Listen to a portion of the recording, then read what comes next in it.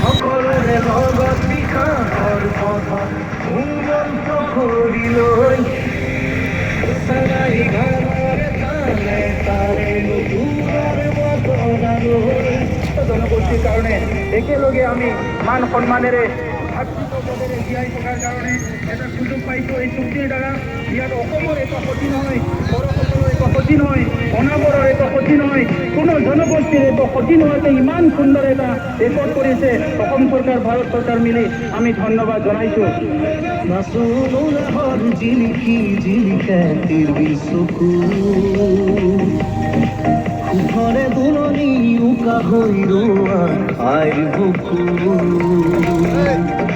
সাজজাৰে মিঠা সুৰে মনে প্ৰাণে যাদু খানে চহকী আমি প্ৰতিটো দিশে জয় গুৰু